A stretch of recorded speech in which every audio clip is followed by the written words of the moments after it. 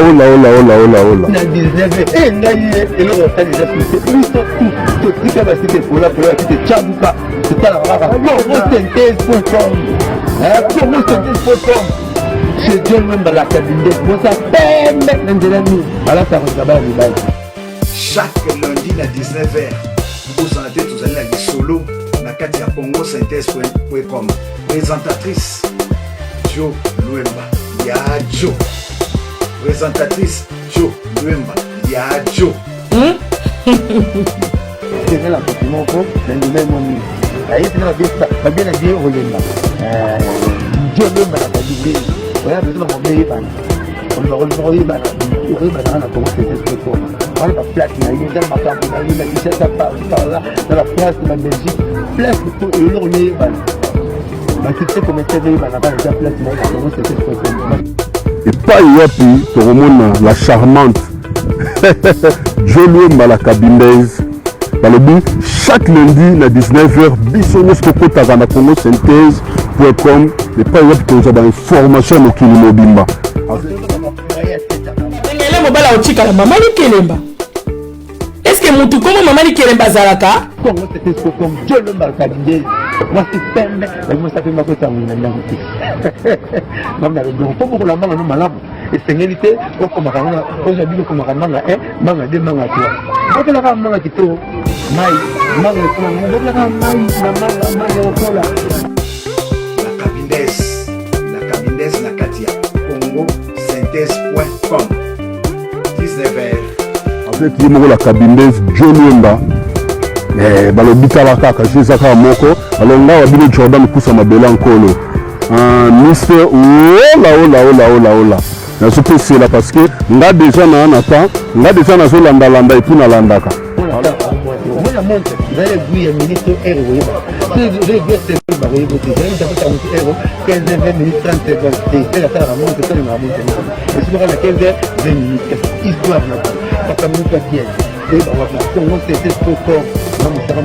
alors chaque lundi à 19h biso nyonso tokota na promosynthèse.com et pas yapi la cabindaise Jo Luemba la charmante mopanzi sangwa solo na kati ya ba UK match eza bien tobosanaka te ndeka na yebisi bino fo toyebaka yebaka tolandaka ba news ba information donc je eza na oka wana tokokende misika ebele to tolingi mais suka lundi na 19h Jo Luemba la cabindaise la charmante na kati ya promosynthèse.com Jordan kusa mabela nkolo peace and love à suivre nzamba pambola bino.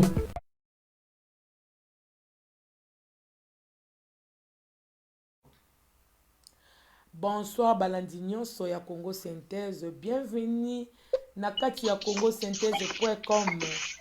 Nzamba pambola bino esika ezomi bino ndeko nyonso oyo bino kokota na tango oyo mama Jo Luemba la cabindaise ndenge tolakaki bino na yebisaki bino lelo na koya tokozala na moko ya mobundeli ya mboka oyo tobengaka ba résistant na zweli bino lelo résistant moko na kombo ya Pichu Shomongo na kati ya mboka Paris.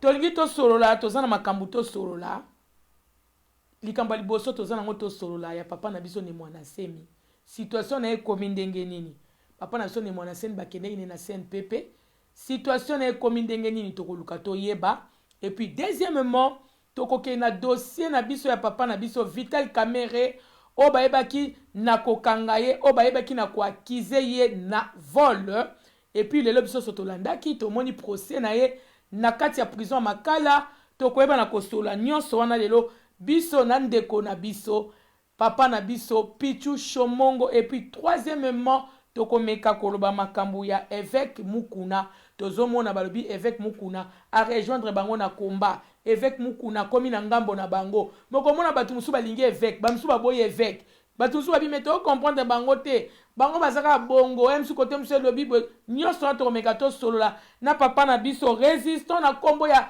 Pichu Shomongo. Bonsoir papa na biso Pichu Shomongo.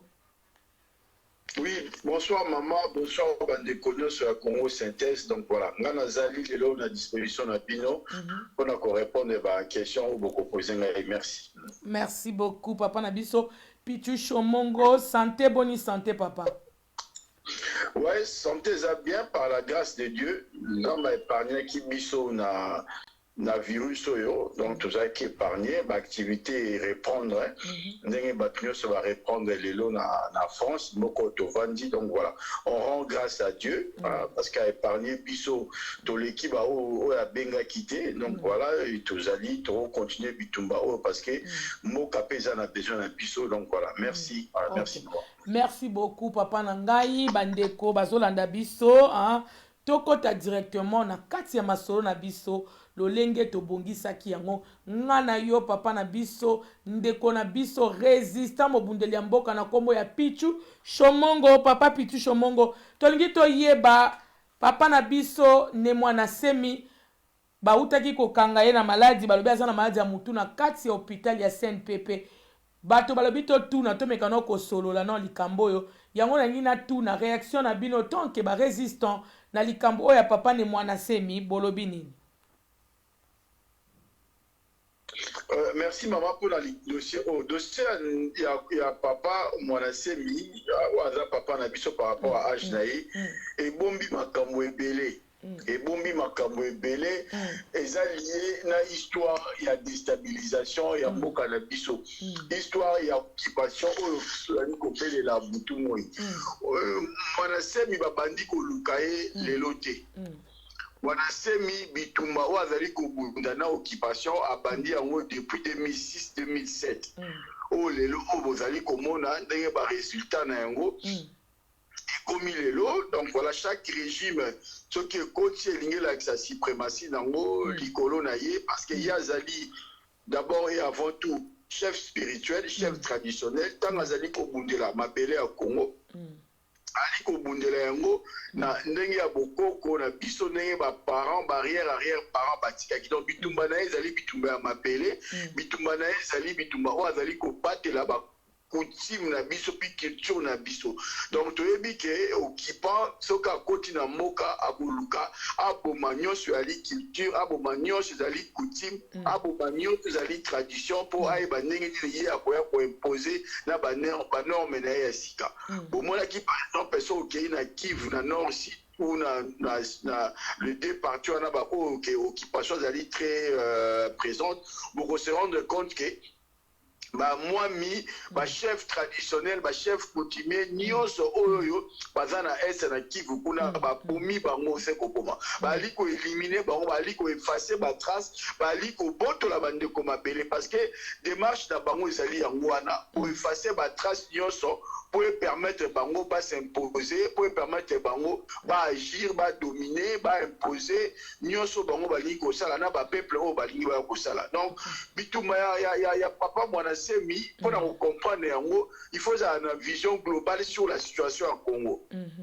Donc il y a une histoire ya Congo maman o basali mwana semi basalaka yango na Tshisekedi tanga bandaka opposition contre le maréchal Mobutu. À l'époque ezalaka Mobutu mutasalaka yango Tshisekedi o ba pesa qui est certificat liboma azalaki papa ya Félix Tshisekedi. Donc mwana à vivre ndenge basalaki papa na ye e ba méthode wana yango ne pa ko sala yango na muto azali ko gêner bango pona ko accompagner occupation. Donc démarche ya mwana semi ezalaki ko bundisa occupation ko bundisa alliance ya Tshilombo na Kabila et donc on a besoin ya ko faire asseoir pouvoir na ye ndenge balobaka chaque régime, chaque pouvoir est fabriqué opposant à un mot. Alors, ceux qui opposent, adversaire politique, Bazali Makasi, il faut ça la nuance étouffer par des moyens, et il faut fabriquer opposant à yo, fabriquer pour canaliser l'expression populaire. Il y a un moment d'une part, il favoriser Mukuna parce que Mukuna a fabriqué par le pouvoir en place pour canaliser par volonté, par mécontentement, par frustration du peuple congolais, mais aussi et permettre que et faciliter Tshilombo à se maintenir dans le pouvoir. Et de l'autre côté, tout ça, Moutou, au Manassé, mais il y a la valeur juste, il y a la droit, il y a la justice, il y a la opprimé, il y a la mapelé à Bakoko. Et Donc, le Kola Bitumba Liboso a occupé à détruire tout ce qui est identité culturelle, qu'on détruit tout ce qui est traditionnel, qu'on détruit tout ce qui est valeur culturelle dans la coutume pour que Aïba Neni n'a pas imposé. Donc, il faut qu'on va déstabiliser chef bazali ko s'imposer o balingi ko bunda culture waneza. Donc, particularité, il y a moi Semi azali à la fois autorité religieuse, mais traditionnelle si on veut bien, et puis azali peut aussi un acteur socio-politique. So bomoni azala ba voler belé, il y a pasteur azala ko pamba batou, l'aspect social aussi ko la batou neni ko zala poanya, veille patriotique. Et aussi en tant qu'acteur politique parce que Bitumba il y a autre ko bunda, ils ont ba voler bisatu, ils ont voler politique, ils ont voler voler à résistance et puis ils ont volé à patriotisme. Au moni yo alobaka okoko bunda bitumba te soko za na voler scientifique, voler politique na voler spirituel. Yé mwana semi azali moko ya barar bakter oyo tonga bazali ko bunda na bitumba wana azo remplir ba critères wana tout. D'abord voler scientifique ali muto asali université ou azana savoir scientifique moko a commis plus de 200 ouvrages OK. Sur le débat scientifique, il y a comment élever le peuple congolais, qu'on tombe là, sa maturité, qu'on peut s'aimer, la volée, on a azali pays. La volée politique, parce que le volet politique, il y a comment organiser la société, comment on tombe à Moka. Il y a un moment de Kolabiso, Koulouta, participé qui a l'élection, il y a 2006, on a Koulouka, qu'on refondait un État, qu'on transforme peu pour le développement dans le cannabis. Et à l'origine, il y a un problème politique, il y a en 2007, il a attaqué, plus de 3000 personnes à Congo central, et puis, au Congo Bunda, Bituma a volé quelques scientifiques dans la politique, il faut aussi le volet spirituel. On va tout soit bien à volet culturel. Ça veut dire qu'on réaffirmer l'identité culturelle où les autres s'engager et parler sur notre existence. Donc, ça aussi, les habitumba, oh, il y a des ça là, où les anamo. Donc, mundele, combat spirituel, combat culturel à combattre Kayango. Parce qu'il y a un centre à Kibomoto. Parce que Mouto a zangi identité culturelle à la sous Moutouté. Mouto a zangi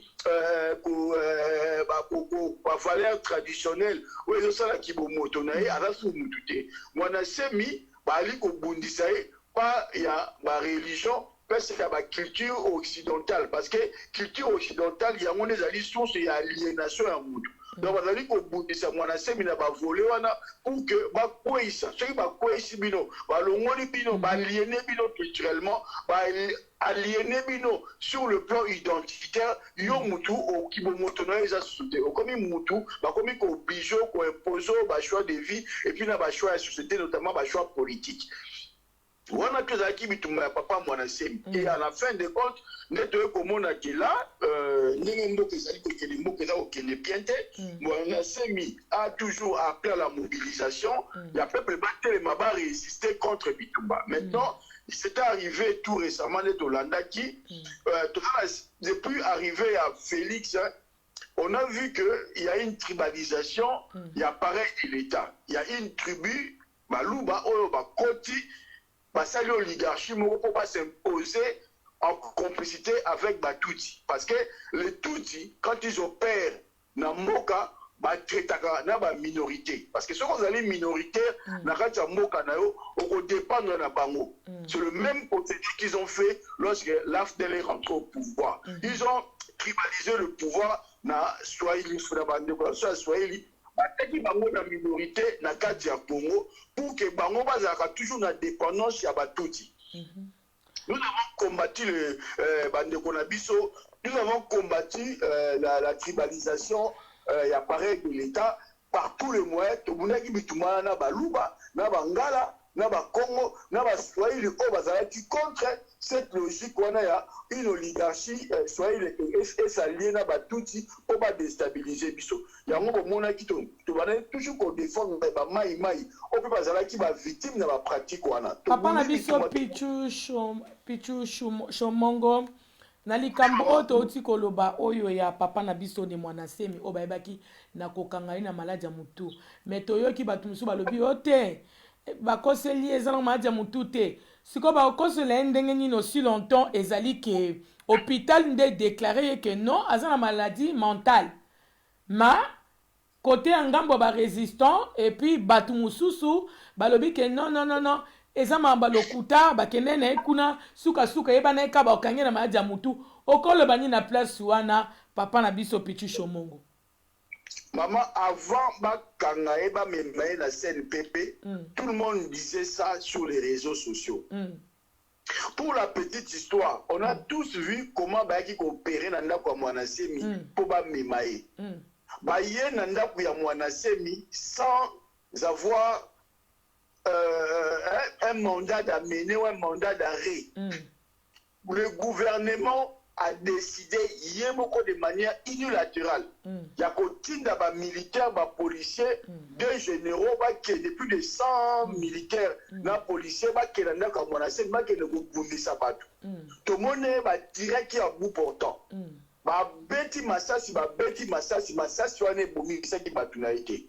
puis ils sont rentrés dans la force.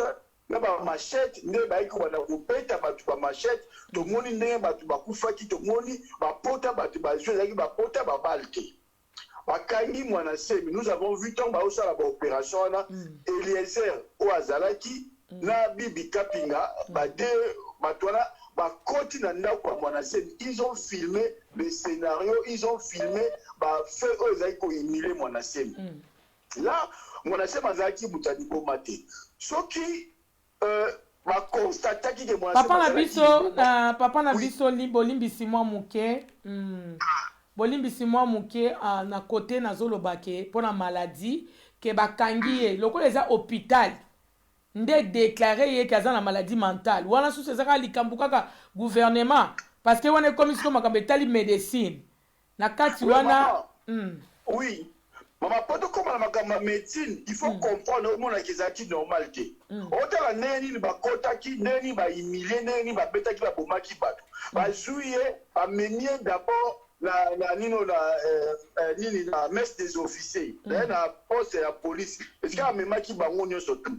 Tout le monde neni ba zoko filmer, neni ba zoko humilier. On a tous vu. Mais le Kangi Moutou, a un mandat d'arrêter, d'amener. Mandat d'arrêt zaté. Raison au Kangaye zaté. Bon, poursuivre yété. Il fallait maintenant justifier le comment on peut maintenir. D'abord, il était la première question de la Guinée. Il y a un hôpital, une clinique universitaire pour soigner parce que Azalaki n'a pas na mutu ne ba qui machette. On a tous vu qui ba bando qui na mutu vite fait ba même na clinique universitaire. Ndenge ba Israël pour pas que ne ko soigner par rapport à ba pota o ya zoki. La question à mutu ezalaki te ba même na hôpital ba sali ba pansement ndenge ba salaki c'est à partir à l'hôpital ne ba lobi bon à cause de la été. Mais en attendant, bah interner hier, le roi a ça la fièvre, tu as la pomme, bah interner nani na CNPP. Maman, bah même na CNPP, bah sali ba examen bah salaki, bah sali ba examen sur la base à Nini. Est-ce que bah salaki bah radio bah examiner, est-ce que bah salaki on suppose que bah salaki bah bloc on surtout. Papa na biso Pichu Shomongo. Oui. Oui. Os assure vraiment que même si balobi que bande ko lukele likambo ou soit ndenge to mona ki humiliation pendant son arrestation bato so ba mona ki lolenge bakanga ki papa na biso ne mwana semi na banza ndeko zo landanga koto zali lilizo la bozana balisa mami sesele bon bato tout ba mona ki lolenge papa na kangama ki mais sikoko koma na niveau ko ba ke yazo bela mutu. Est-ce que pena gouvernement et koko matina niveau wana ya kokosela mutu maladi ya mutu pe ba kosi kaka boye donc médecine un médecin a déclaré mutu kaza maladi ya mutu mais eza complicité na gouvernement est-ce que koko le kapel olenge wana papa na biso Pichu Shomongo. Maman et salama qui na période ya Tshisekedi tanga bandaki opposant na Mobutu ba mema ki epeka na CNPP wana ba déclarer ki epeka Mobutu car après Mobutu mais tout le monde qui par la suite comment Mobutu on a nommé Tshisekedi premier ministre na ne bitumele donc muta ba ner mais ba tchaki premier ministre batiaki premier ministre omona ngo ka moto amemi bamédecin bapesa moto aliboma batio premier ministre 4 fois autrement donc ça dit comme autre côté la mon dimension en ati donc il fallait pas justifier comment ba ko isoler moi na semi na scène mais en même temps il faut pas humilier parce que na Congo c'est qui va déclarer mutali bon c'est souvent mais humiliation ça veut dire ba accusation comment toi zali ko bunda ba tu ba ko zango sur considération parce que ça a problème à mutu. Ok. Dans les façon moko bando basolanda biso ke bakangie maja mutu po nyoso koma koyebisa biso bando baka bolanda ete parce que zobela mutu bolanda ete na problème. Ok, maladie mentale tout ça là. Christus moko boy. Quand on solo ba vérité, quand on va ko dénoncer parce que makambo o muku na solo ba. Ya ko attaquer Kabila. Mwana tsemi aloba yango. Pendant ce qui 2000 depuis Kabila est là. Et Mwanasemi a donc dénoncé aussi collaboration avec Félix Tshisekedi na Kabila. A donc dénoncé aussi le Rwandais. Donc, Makambo, Mwanasemi a l'obalisé, Makambo, Bisto Lobamo, la diaspora. Et Makambo, Martin Faïlou, a l'obaka à un certain moment. Pourquoi Bisto, donc, Bisto Tokon Batamaboma?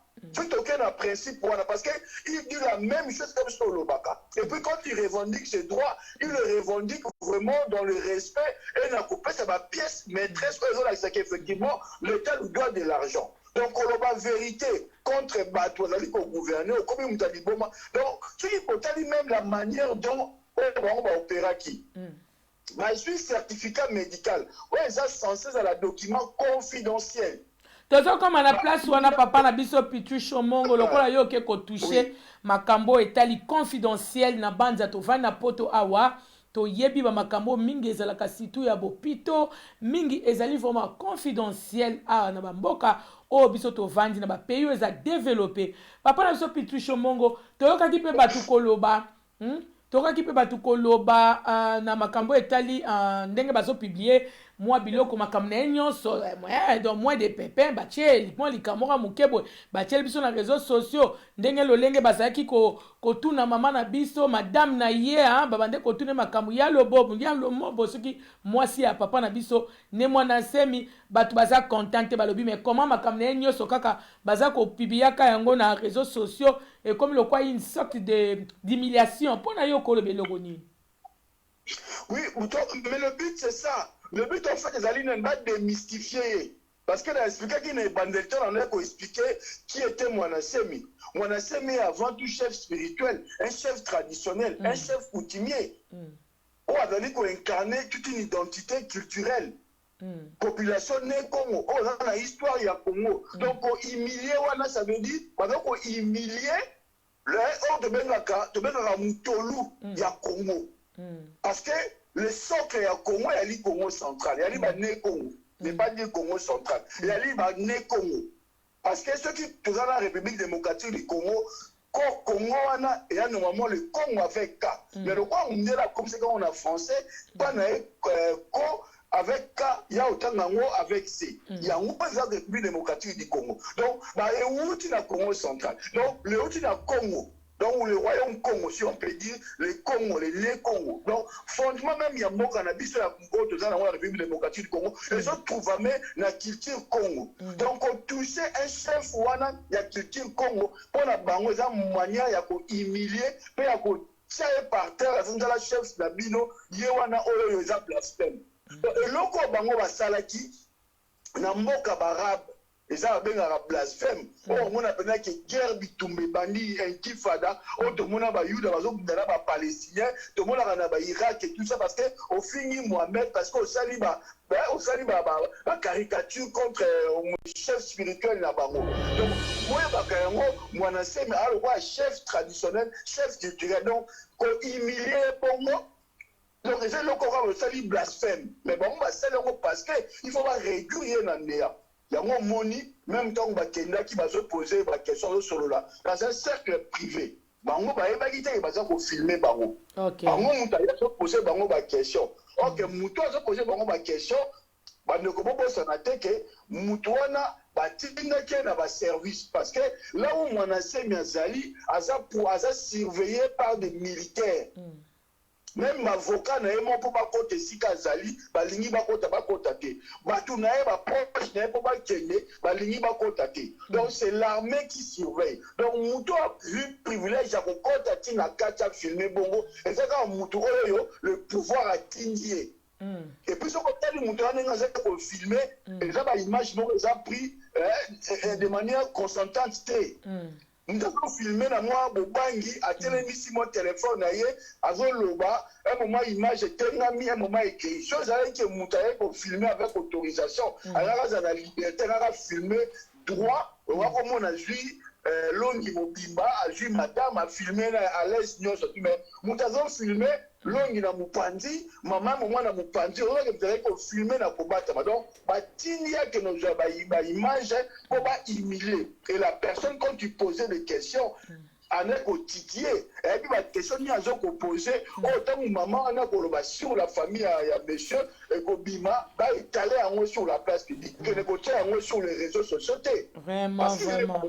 Vraiment, papa nanga makambo etali vaccin papa na biso Pichu Shomongo audience ezoloba to boss na makambo vaccin te oyo balingi bapesa na mboka Congo et puis papa na biso lobi dans likambo etali Jamal toko koma papa nanga boss la vraiment passion toko koma na point wana papa na biso Pichu Shomongo azaliana a ko répondre biso papa nanga na banza bandeko balandi bayoki explication na makambo yo batu baza kotungisa manango na pona papa na biso ne mwana semi ndenge ba humiliation nyonso esalamaki d'abord mokolo bakanga kiye bato ebele bazaki contenté na oyo ba monaki même pas mandat d'amener mandat d'arrêt ezalaki te mais bazwaki papa na biso lolengo bakokai kozwaye pe bakendaki na ye na brutalité nyonso esalaki penza kitoko mingi te na bandeko basepelaki te et puis komona ndenge ni baza ko publier anytime o etali makambu na ye moi likambu muke ba publier moi interview muke ba publier na banza papa na biso Pichu Shomongo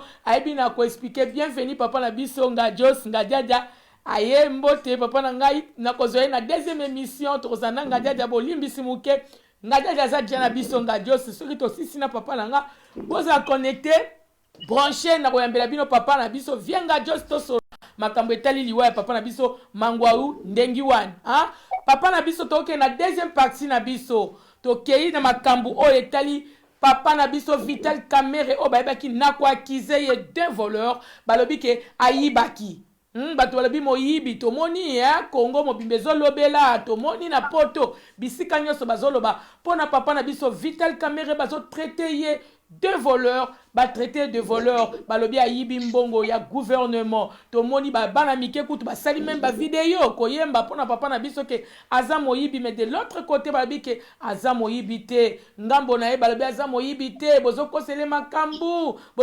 makambu lelo biso nyonso tolanda ki tomona ki procès ya papa na biso Vital Kamerhe na kati ya prison ya Makala ndenge lolenge lekaki pe tomona ki na Sud Kivu balobaki bandeko musu balobi bango bakosala te lelo ville morte po bozo kosela muta parti na bango makambu président na bango parti makambu azana e innocent papa na biso koloba nini na procès na biso lelo bandeko bazolanda biso baya Marie Prudence bayoka makamba procès ya papa na biso Vital Kamerhe. Ouais, merci maman Joe Luemba, merci d'abandeko nyonso bazali kolanda biso na kati ya Congo Synthèse. Nga na websa bandeko boye, on peut tout reprocher à ce qu'on veut à Vital Kamerhe. Toko koloba nyonso tolobi aza propreté. Parce que na acteur politique toza na bango na pe, en tout cas ceux qui bato propre bakozala, il faut kotanga bango na misapi. Mais na pouvoir o tozali ko o ya Chilombo, o bazali ko fonctionner oyo il y a d'abord pouvoir qui construit de manière illégale en Nenga qui moyibi. Action à Bango, tout ça, il y a fondé sur Koyiba. Est-ce que vous connaissez M. Sami Djamel, qui est à votre droite? Maintenant, connaîtrez-vous à quel... Moyiba Kolingaya Yiba Rayo, mais Mokoloyo Yiba est commis problème. Donc, situation autosaline, on spéculer sur Mingité. Parce que le Oyo, biso nyonso totali nengeni première audience ezalaki ya présentation ba fait et puis ya ba identité ya ba accusé nenge le kaki tolandi mais tokoko sala la lecture ngai na ba moi na logique to ça ngo otoza nango ba réflexe juridique otoza na yango ndenge makambo eleki tokoki kopesa bino mwa ba un point ou deux points pour permettre bino bomeka kozala mpe na idée mpe bocomprendre likambo ndenge ezali na procès yango ndenge tomoni yango na sa configuration bokomona mutu afundi Vital Kamerhe aza te. On veut comprendre. Il y a un particulier ou une association. Si on a une afundi papa langa pona bandeko ba yebite ba yoka ba comprendre nani nda mema ki papa na biso Vital Kamerhe na justice c'est ça nani. Dans l'état congolais. L'état congolais. On est koyoka ba tumsoye ongai association Azado ou Akaj na poursuivre Kamerhe non.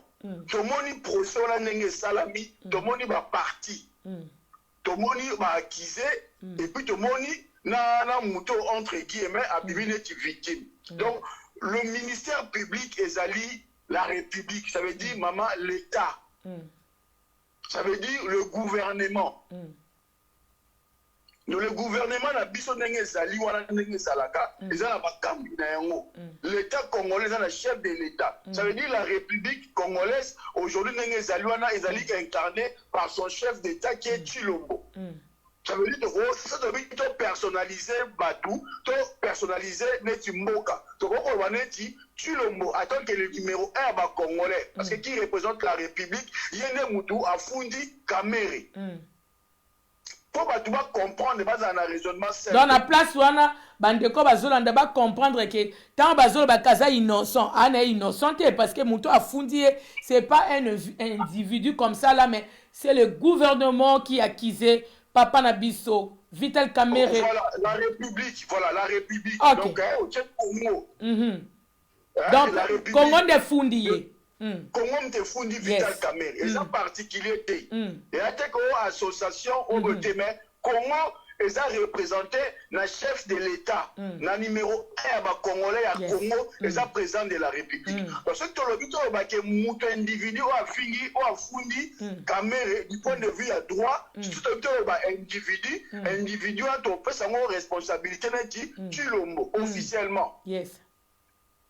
Même ceux qui, dans les faits, dans la réalité, les alliés qui la police, les alliés, et que tu l'as dans l'influence, mais n'est configuration salami lelo. C'est le ministère public. Le ministère public, c'est l'État. Le ministère public est représenté dans Kawana Moutakota qui dossier, ministre de la Justice. Le ministre de la Justice a décidé la décision aujourd'hui dans le Conseil des ministres. Mouta président du Conseil des ministres, président de la République. Ok.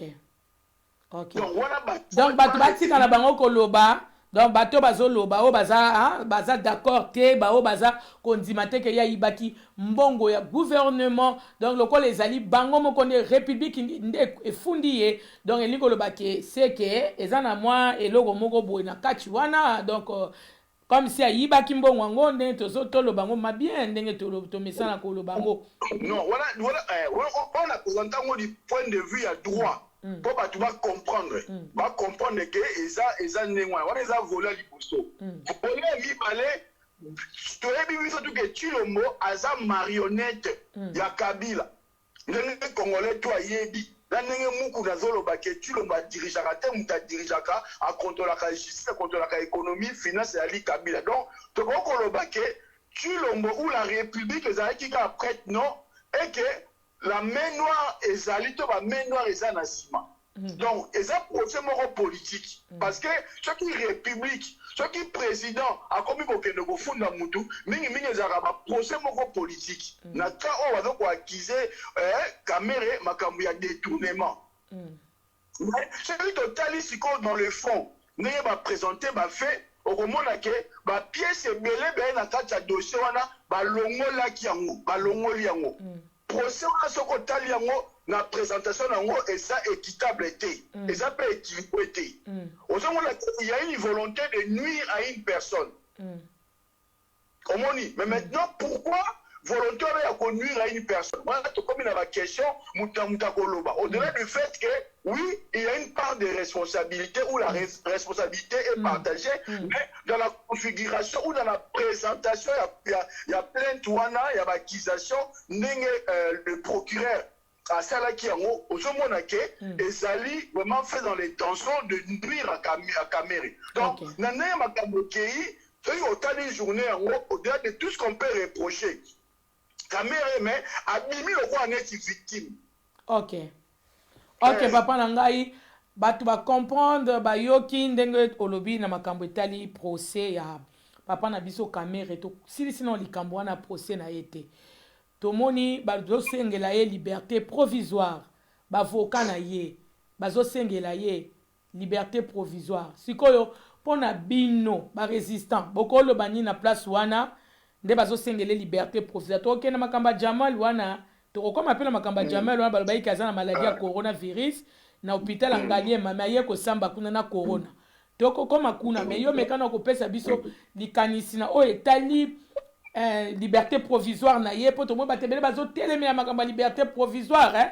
Président Félix Tshisekedi Tshilombo akende quelque part pour makamba saut de mouton mais bato baza ko yemba nzembo baza ko boaka ba slogan balobi abimate caméra bimate donc bango souci na bango bimate bazo yemba nzembo et pas ya président que ameko bimate bino bolobi ni tant que ba résistant na liberté provisoire o ba voka na bazo sengela place wana lobi ni papa na maman, il faut te penser que Kamere Bakanga qui est en détention provisoire depuis le 8 avril.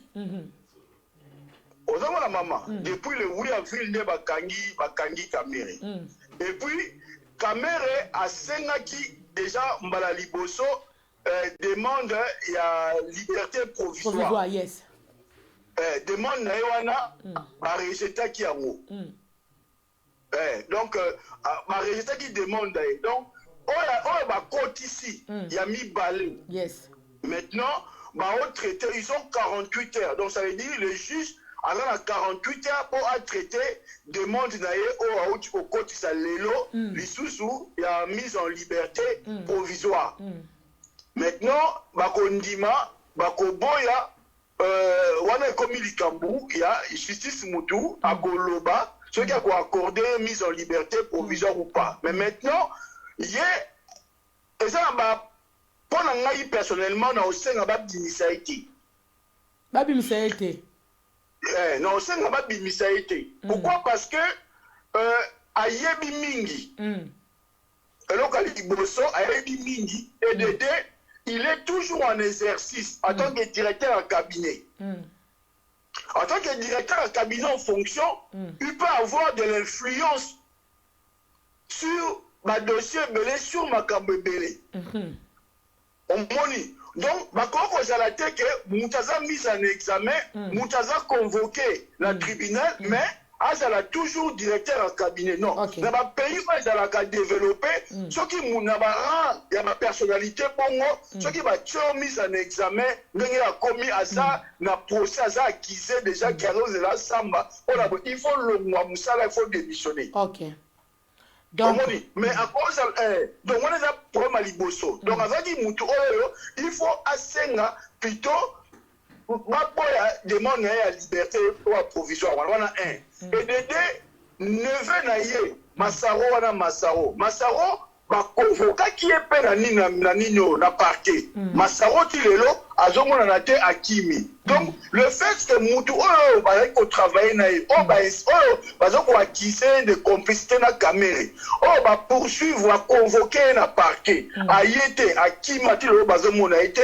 Mais voilà ce que vous avez la faute ya wana zasko faute ya na bangote parce que Massaro a kimaki donc bato ba monani bangwana bazali o bazako ko sambisa bango biso sotolandi procès wana difficulté zali yangwana difficulté zali que caméra soit PC mise en liberté provisoire. Liberté provisoire, il ne faut pas conditionner. Il ne faut pas récupérer le passeport diplomatique. Il ne faut pas faire un pour travailler. Or, il est toujours en fonction comme directeur du cabinet. Ok. Mission de directeur du cabinet. Donc, il faut démissionner. Il faut d'abord, il y a démissionner. en attendant notre processus. Il y a lobby à démissionner, va révoquer pété. Donc ça veut dire que ceux qui vont démissionner l'autre a le droit au bureau qui travaille, à qui ils ont un dossier. Parce qu'il est directeur du cabinet. C'est là où aussi le bas blesse. Au-delà de tout ce qu'on peut nous reprocher, on explique bien que la présentation du ministère public, on remarqué que traitement est égalitaire, équité, il y a justice, égalité à traitement et équité. Au moment où il un peu moins mouqué, le droit est un peu bafoué, il un peu le rôle de la victime. Mais quand cela ne tienne, en termes de liberté provisoire, je pense que va rejeter en haut par rapport à la situation, il y a statut, il y a directeur à cabinet, il y a parce que l'ordonnance sur le domaine qui est à l'Ipolo, par contre, au le passeport, on a été, il est toujours en possession du passeport. Donc, le lot reçoit la mission de service, au PCA, au PCA. Le lot reçoit un dossier, il y a 100 jours, ils ont concerné le macamba détournement. Alors, poursuivre un ou pas. Donc, au moment où l'élément est belé, question est sérieux. Papa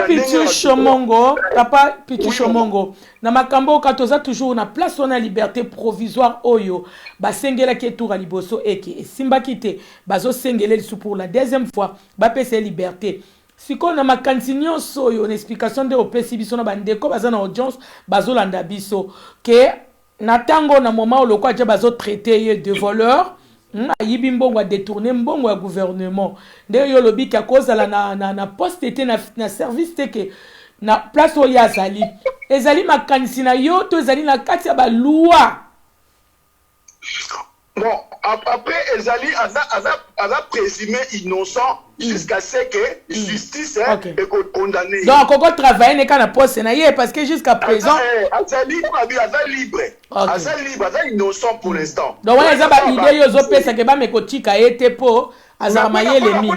Pona koboya to boya ba injonction et salama. Pona koboya influence la justice parce que hier Azali, directeur à cabinet, il y a président de la République. Président de la République, il y a Azali numéro 1.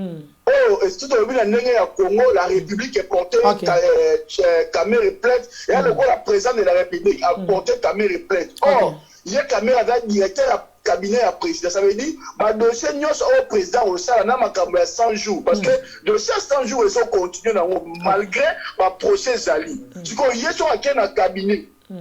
Azali membre de la commission de surveillance, il y a supervision, il y a commission, il y a programme à 100 jours. On a été dans la commission. Ça veut dire que on continue à siéger en tant que membre de la commission de supervision, il y a programme il y a 5 jours, il y a 100 jours. En tant que directeur de cabinet, on est obligé à traiter le dossier où ils sont liés dans ma campagne, ils sont reprochés. Il y a une bonne pratique.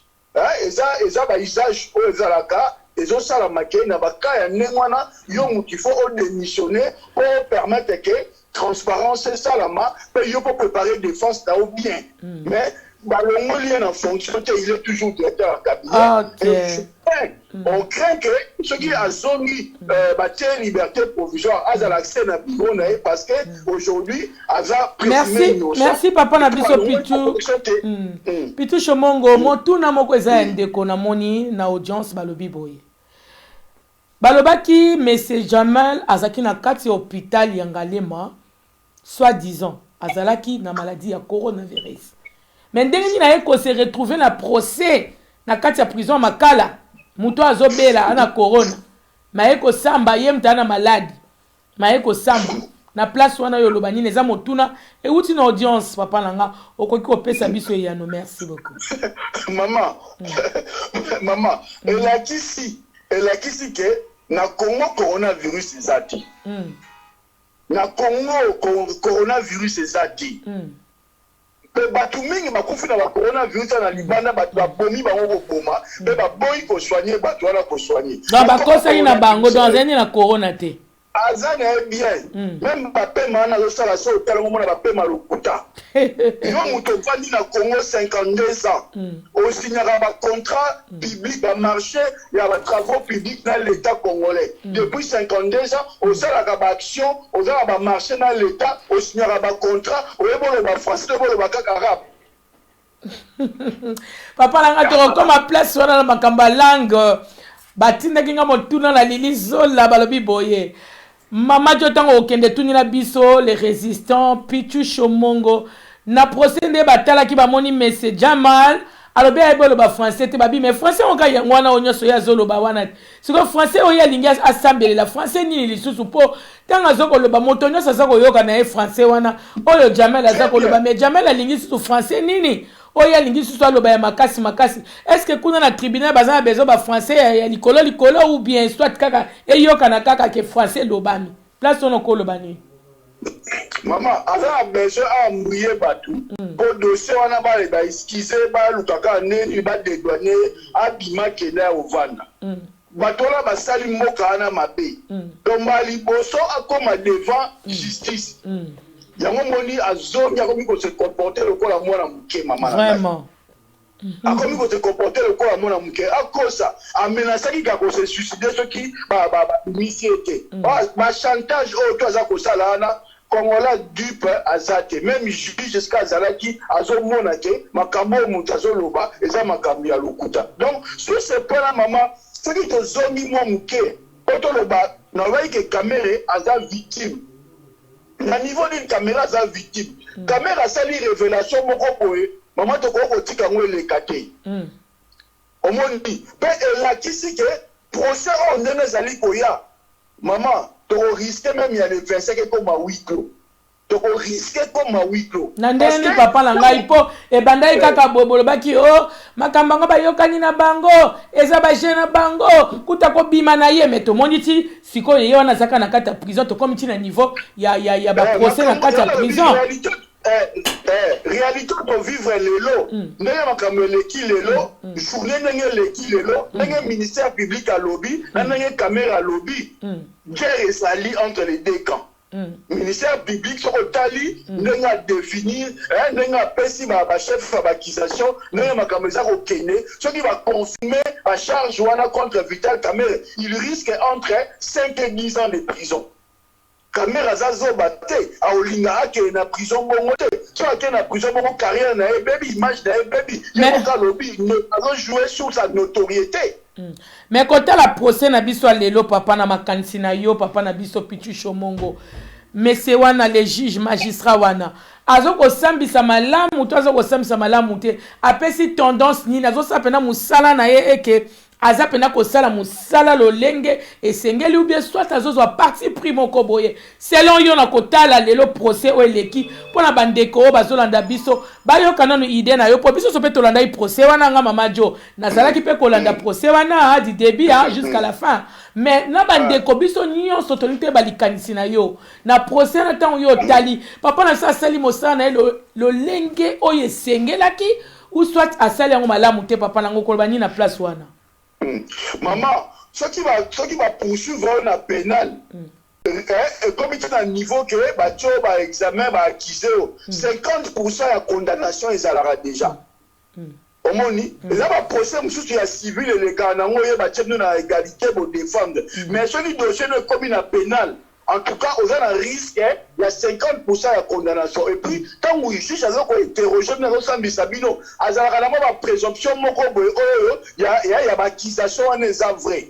Donc, les juges, quand vous avez sur la défensive, la soupçon, on va poser l'intention, à l'intention, l'élément pour confirmer la charge au bazar contre eux. Donc, il risque,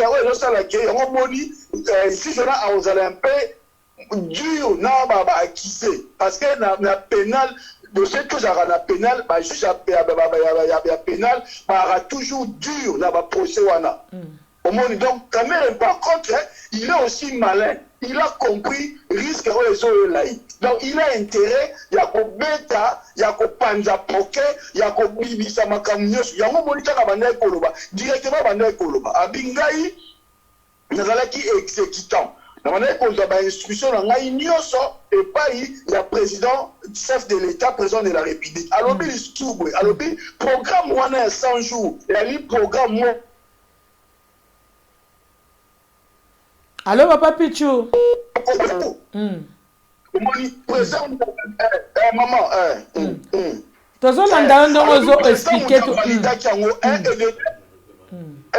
alors, le président m'a validé et puis à lobby que président asalaki commission ya supervision ya programme ya 100 jours na commission la oyo asalaki soko tali parmi bato atiaki atie ye Kamere azalaki membre et directeur adjoint Oberan à l'intérim ya Kamere je pas azalaki membre ministre ya finance ya gouvernement Bruno Tshibala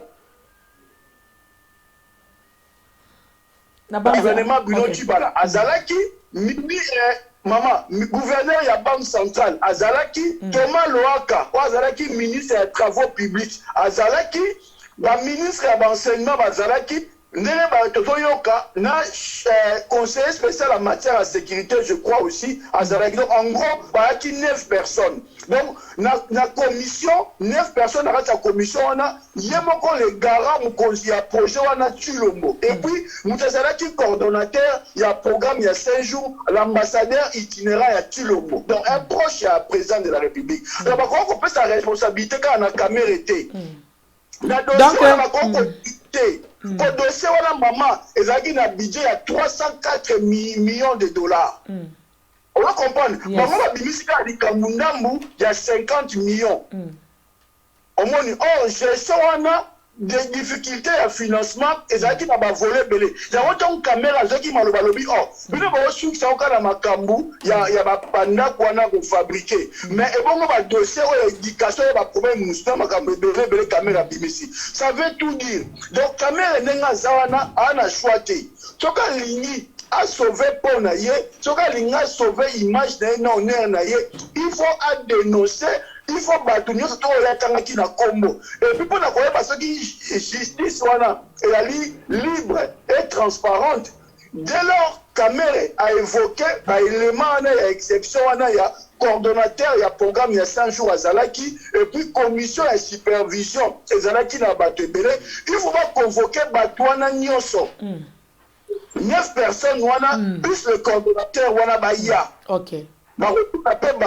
Est-ce que c'est Tulombo qui décidait, nous y avons qui compose à mon ordre, caméra avec les gens qui exécutant, ceux qui bango tout à lobby, bandimi en haut, barotou na bango, bola kisa, ba pièce, ok, on a une instruction par Tulombo. Ce qui est athée, ma conseil à l'attestation sur l'honneur.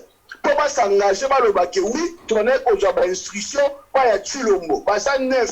Ce qui sur le 9, 5 personnes m'ont sali ma attestation sur l'honneur, il y a confirmé que tout le monde a fait une instruction,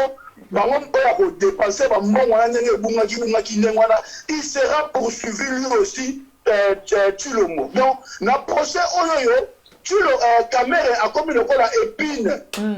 Il y a le Tulombo. Mukuna, Taliban, il y a oligarchie Luba, on a pouvoir de Tulombo, comme ça, Mukuna et puis dans le colo à Kabila. Donc, c'est ça le quoi, le mot aux Alakés, dossier à Kamere, il y a un moutou, ceux qui va gérer en haut bien. La transparence, et que la justice, c'est ça, ma librement. Et qu'on peut ça même, Tulombo. Donc, l'élément où déjà Kamere, nous avons brossé moi bouquet, à baisser lumière sur le fait que pouvoir wana et Kokoya.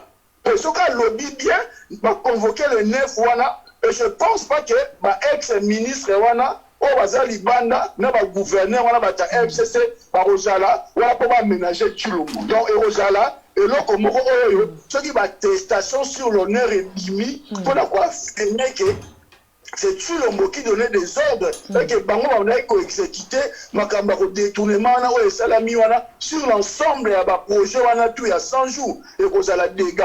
Et puis, on n'est pas limité encore à la maison préfabriquée. Il y a de fortes chances que va élargir d'autres dossiers dans le cas de cas 100 jours. Parce qu'il va de soi, il y a 304 millions de dollars américains aux alliés.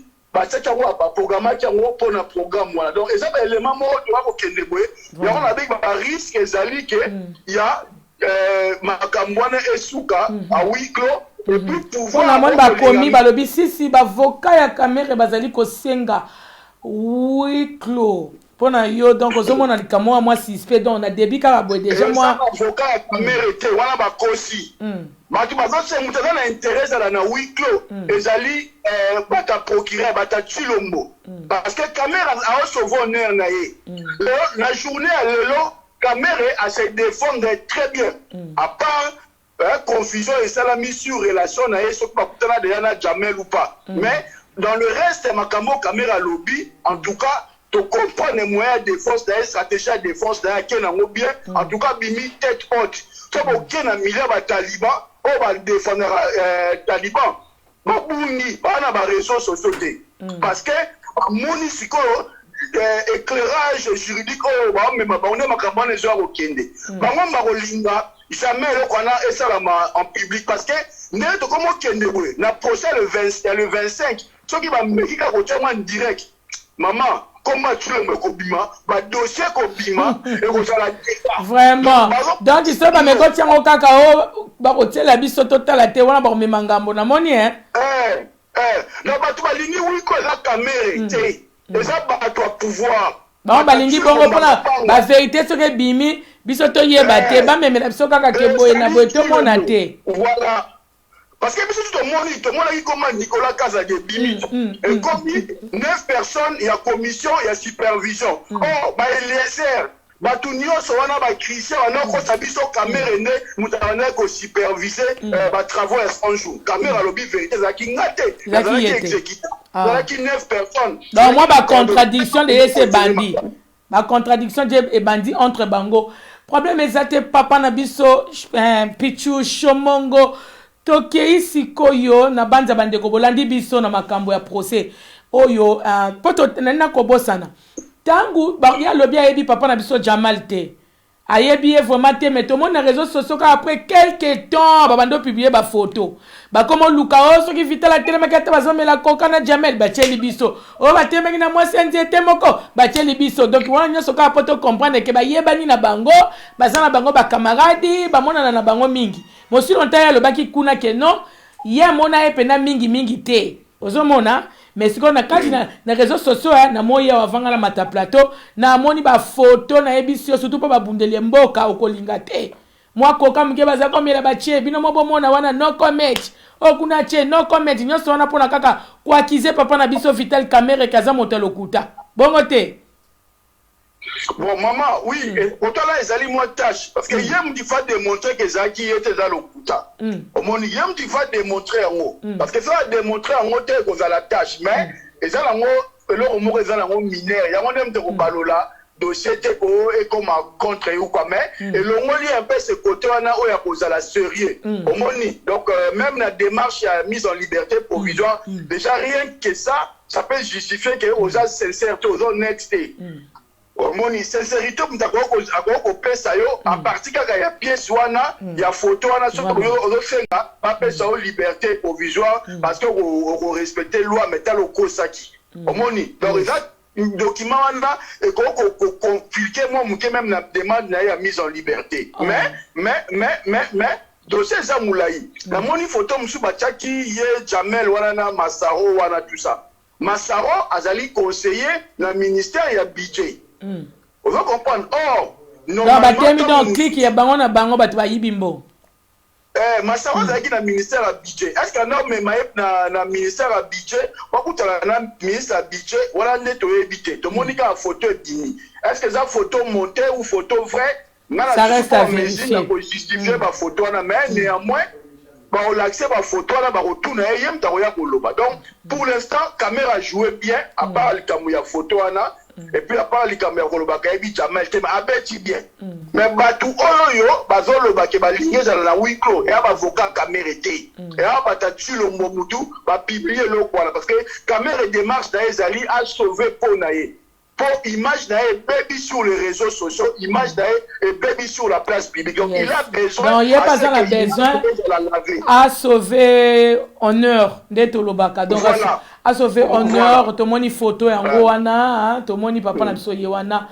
Vital Kamere na Messe Jamal Libanais baza wana baza 4 personnes na kati ya photo wana nde tobaka pictures na sibino bomoni picture yango wana pona bato baza na Angleterre tomoni papa na so Vital Kamere na kati bango na Messe Jamal papa na ngai bande ko bolandi biso to lobby otokai ko ba pona deuxième partie na biso na procès na biso lokola babi bakozonga lisusu na procès to ebite soko zala en huis clos ou bien soit bakochela biso ngo ndenge biso soto monyango lelo live ndeto baka en direct na kati ya prison ya makala tokozela balobi to tika temps na temps tokoyeba oni ekoleka lobby to mikoleko ya ekoleka ndenge ni to passer na troisième partie na biso na troisième point na biso oyo sengeli to lo ba pona makambo etali évêque Mukuna papa na ngai balobi bino pe bazo comprendre binote na moni kutu même na ya Josalem ba komi alobi congolais alingaka Kamere te alingaka Bemba te alingaka Kabila te alingi Félix te alingi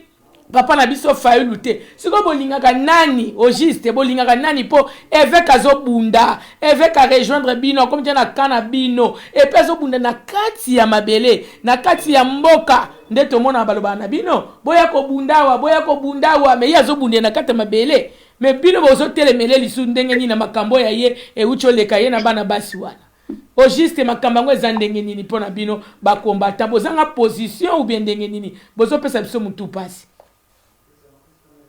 Maman Jo, Maman Jo Luemba, ba vie na ba bata ba sentiment. Ba vie wana ba mikula. Aza évêque yo beke ba vie. Tala. Yo zo beke ba vie. Mutaze évêque aza passer azo kamba ba pate yo zo beke ba vie. Bon, ata ba Dieu sa ba vie a Dieu salema ba bata ba sentiment. Wa muta ba sentiment zo banani vie a Dieu salema. Azolanda yo aya Josalemba yoka j'ai mon sentiment maman biso to sa bitumba pour le sentiment de pour na sepelisa batuté réalité za moko tala maman omoni lelo oyo po Kabila azala candidate po Kabila babanga ko proclamer Shadari candidate président Congo c'est parce que il y a eu déjà au batelemi wana kokunda omoni maman tant que tu as bundati na 2018 on a hier Mukuna zo bundisa biso abundisa ba mosengo abundisa ba sango abundisa ba senko abundisa ba laiki afinga ba tongo mukenji akufa o ba mukenji ba bundisa Kabila na pouvoir to ba mosengo ba bundisa Kabila na pouvoir ba continuer ba pela ba AVC Kabila na pouvoir ba ekofo affronta Kabila bata Kabila na église na pouvoir dans la période wana Mukuna azaki na église azaki na club à football faut kayaki ko tsabiso poa parce que azaki na bolinga Congo neto ngaki to penga na Kabila bien Kabila kinda donc sur ce plan là mutako pesa biso leçon te parce que pour Kabila azala candidate pour Shadara bimate Mukuna salelo oti donc ça veut dire ton travail qui sans Mukuna pour que Kabila ait la candidate, pour que Shadara l'égate. Sans Mukuna. On a fait le travail qu'il fallait faire. Et Moutoura a tchabi son erreur. Moutoura a zongi son ciment. Et Ali Tulombo. C'est que Tulombo a boué qui conseille la deal na Kabila. Ne tombe dans la promo to zana ngole loté. Ozama la maman. Toza na promo toza na ngote. So il a to comme une difficulté à combattre yanani ya Tulombo. C'est parce que Tulombo a sali na mutone ko kundisa. Otonga to kimisa. Otonga to koisa a sali na ye po avandisa yepe a côté mission la difficulté avec le soutien à Rwanda. Maintenant Mukuna yema okaka to ebini ne suete. C'est parce que tant que suppose muluba ndenge moko na fati na lobby na bango o basali ya ko tribaliser appareil ya ko sala ndenge nini ba contrôler appareil ya l'état avec aide à batuti yango balimba ke na logique ko tchande ko na epoi na ebité to moni ba Zakari tout baye ko tcha epoi ba Francis Kalombo baye o tali batango tuna ba sango na ba tribu moko premier volet normalement ce qui Mukuna azali kokundela mabela Congo ne eloko liboso angaka soutenir combat ya Mwanasemi alingaka lukate yake a s'imposer comme état leader parce que avant ye bato wana kobunda bazali il faut d'abord y abanda en tant que mosali ya nzambe abanda kosenga ba excuse na bato bana kobundisa Kabila avant ye oh ya kombataki là ma préalable mutaka yaka atelelo ka ne bakatumi baya ne ba Francis Kalombo baya ki ka beku akomi po opposant ale bolanje na loenge ku atemno na libulu ya leki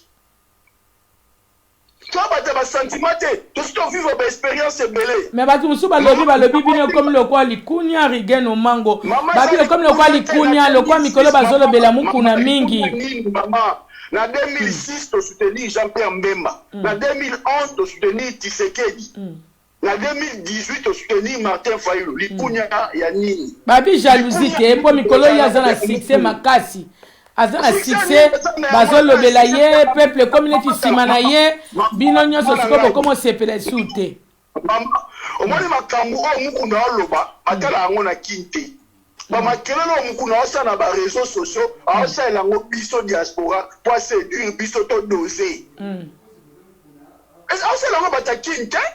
Est-ce que tout le monde qui m'a connu sali ba meeting à na lemba na terrain ba bengi ba sali conférence à lobby so moni mais la case église na zo lobela ke na banda lungwa te mama kasi église ota lobela ngona asa ba ko ba kinwa tu wana ba yaka na église wana mais réseaux sociaux lelo batonyo so bazotala ngo papa mama ngai mama réseaux sociaux est composé à 99% na diaspora na kinwa na kina za na salaire te Kinois on azalaki avant Kabila avec na ba crédit na ya compte ba Alexis Tana na Facebook atali Kinois lelo mbongo ezate ma marché kangami ba makambo eza mobulu ba makambo mobulu ba la ezate tout eza bloqué na qu'est-ce que ça l'était ezate la futa batute mutu so a 10 fois aliate akela na mukuna na réseaux sociaux ba vidéo na ba 1 heure du temps 40 minutes avec ba méga rolandango donc mukuna zo sa ba vidéo na tolo ba aosela ngonde biso bata poto biso pas séduire biso pas séduire biso to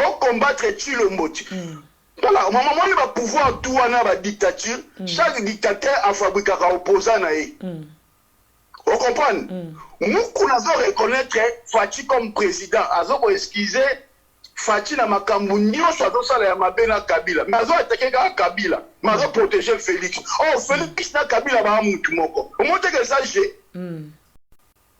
biso to ebisi mukuna saka lingi to soutenir ite nena azo ko traiter Kabila a traité Tshilombo Bongo a traité ba Rwandais Bongo a senga peuple na soulèvement populaire après sa date à soulèvement populaire donc on mobiliser peuple ça fait une année que Mukuna sala ba veille patriotique na wana sur les réseaux sociaux allez Kabila Félix s'appelle ça Mbongo ba panza ngona ba site nyonso na diaspora allez comme le roi théâtre de chez nous comme il ko endormir biso mama to comme ba mbiaka na bitumba to sto moni on a beaucoup vu tout le monde va nous péper nyonso ya gauche à droite Katumbi Sindika on a tout vu nous devons confirmer biso azate Fayulu to soutenir Fayulu avant ligne est-ce que nous devons ligne donc bino ba opesi condition po toyebi ke Congo synthèse etala maka batala kango na banza bazolanda na bango pe biso lo kwa tozolo babo donc papa na biso évêque yo sengi na papa na biso évêque abundisa Kabila abundisa Félix président Félix abundisa pe susu na nani solo na Kagame donc batumi satuana donc on a bundisi bango a déclaré que soulèvement populaire biloko yo lobi wana les a devoir makasi zo pesa mukuna ozo pesa ne évêque wana après ça quand date soulèvement populaire attention pour attaquer sur le moteur attaquer Kagame te après ça date soulèvement populaire ton ndimaï après ça date soulèvement populaire to sala musalo etikani ce qu'on va se soulever contre qui? Mon président Félix Mutaza a pouvoir pour le moment. Pour le moment, président Zanae a convaincre dans un convaincu n'a pas na biso Félix. Ah, on comprend aussi comme maman. Parce que est-ce qu'on a le sens que ne yo zoti ndasa la soulèvement pour la yé na minute ba to ba yebi ke yazo bundisa nde Kabila ako bundisa président Félix te. Kabila l'homme invisible. Kabila l'homme invisible a battu na sima Félix. Il faut pas ko bengana Félix na ko bengana na Kabila okima. Ok, merci beaucoup. Félix, c'était Kabila Zakaka. Kabila Banega na bakutana na bango dimanche ko na kene Lubumbashi kuna bana na Tanganyika. Na moni tanga fait comment kende mo mbango na tanga fait que vraiment lo mbango. Na ebisi veto Salemba yebisa bandeko tu tozala. Ya to Salemba le bay ponga na ko lo baté na mona ko kana Facebook lo ko ba toti ba komaka ke Congolais bino bolingani ni po so totali bien. Bozaka bino nyoso tu bozalaka. Bozaka langage mon côté. Pona minute yo zo senga papa évêque makambo zo senga. Mais so OK côté muso okuta muta komi je suis mukuna. Donc toi tu n'es pas mukuna. Mais de l'autre côté baza taliban. Ba taliban. Te menga na mona bangala musu pe na mona bazo komaka je suis. Bangala bazate ba tomon ba faux profil. Ah. Mulu baza na obi ma taliban. Mais la mona di mutabandundu moko. Akomaki kazali azamukuna banda na yo ba faux profil na tozaka ta réseaux sociaux twana kata makambo ni réseau kende toyebi ki OK tosa makambo na sentimate problème kuna bike soulèvement populaire ça la mato panza tout to trait poids so na salika ba biloko na sa ba théâtre les chenous buso banayo a ozwa bisote. Merci beaucoup.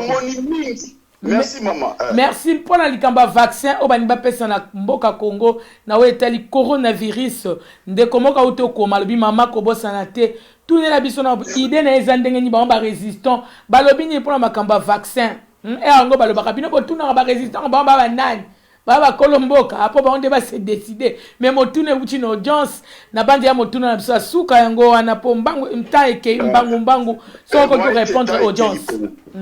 Maman, et ça simple. Biso to yebisa ki bandeko na biso poto dénoncer makamba coronavirus bozo akaba vidéo. Oh ba teka bibembe bozui vidéo. Oh ba boto bibembe bozui vidéo. Oh ba kangi na 51 bozui vidéo bo peste panjango sur les réseaux sociaux. Ya wana ndem te silisi bango gaz. Donc to ki ba ko pesa bino vaccin. Soit la caméra filmée. Tu vas aussi abonner à tester. Soit la caméra filmée. D'abord, ma image, on a ce qu'on prouve. Preuve, maman. Il y a une solution qui est exatée. Na biloba la babeto se comprend te bandima te babata lokuta. Au moins les caméras bi ba kusana ina na Jamal. Donc bandima vaccin wana te. Donc ceux qui mutaye ont proposé bango bazuka vidéo. Nyonso ba ko bana bango bazwaka ba filma kakaka. Maman ba filmer. Très preuve ya mwana. Mais quand on filme, mais so babi tongango zwango, malgré filmer, mais so qui tongo so visuel, so ekomi na makasi.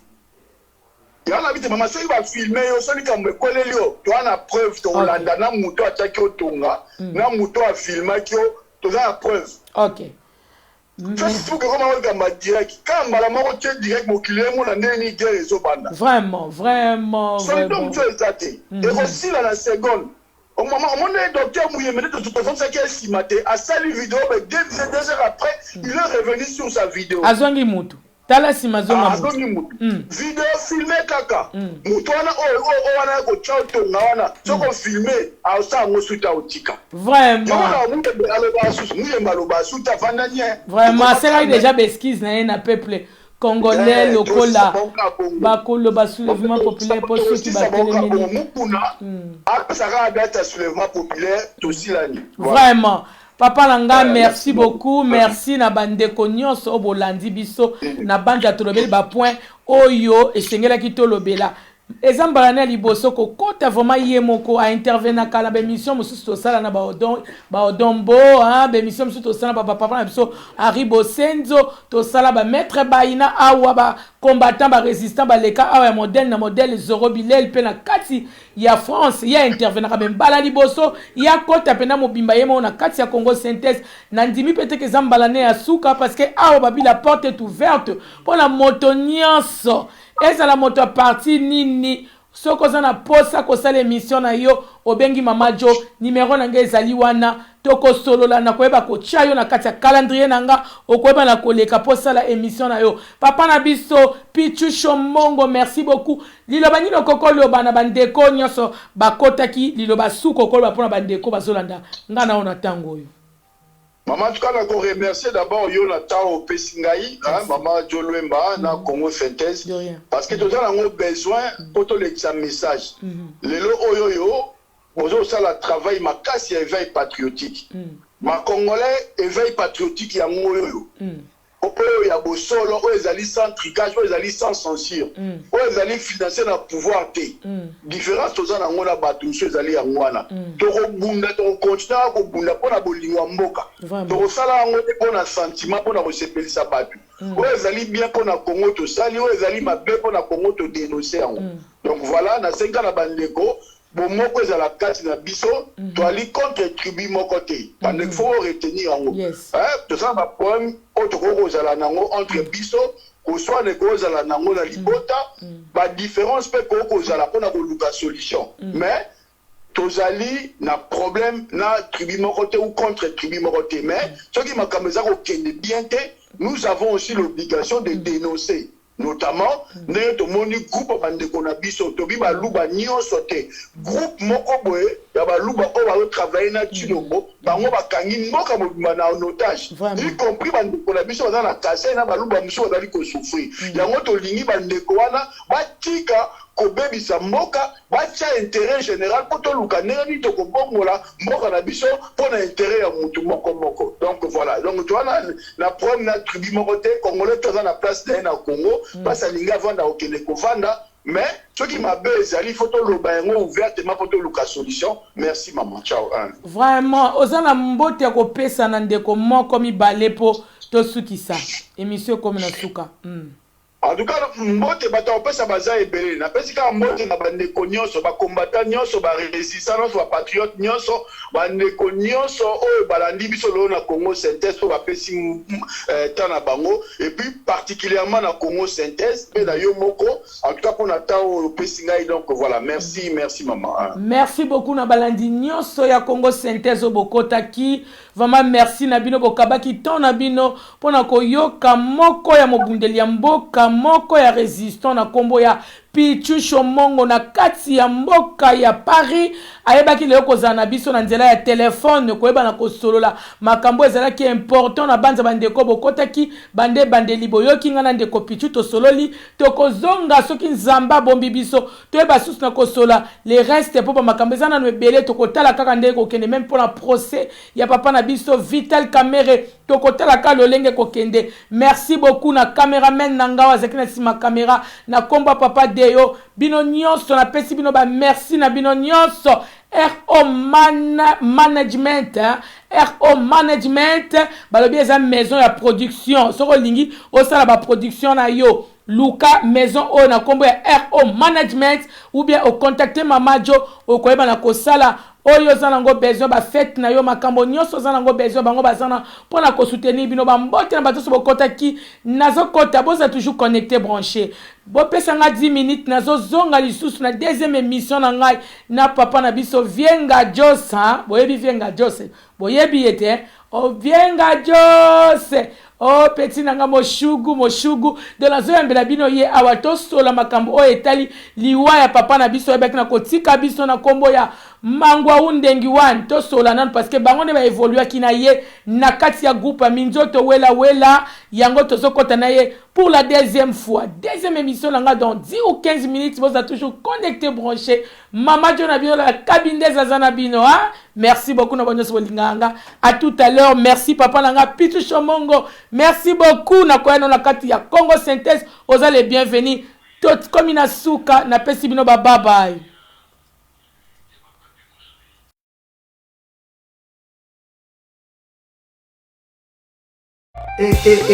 Bandeko Congo synthèse.com.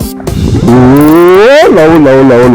Na 19 eloko osalisa totika basite pola tite chambuka totala kaka congosynthèse.com congosynthèse.com chez John Wemba la cabine bosa pembe na nzela nini alasa kosaba mibali chaque lundi na 19h vous en êtes tous allez à solo na kati ya Congo synthèse.com présentatrice Jo Luemba ya Jo présentatrice Jo Luemba ya Jo c'est la population ko na ndime moni ayi tena bien na bien Luemba Jo Luemba la kabile oya besoin de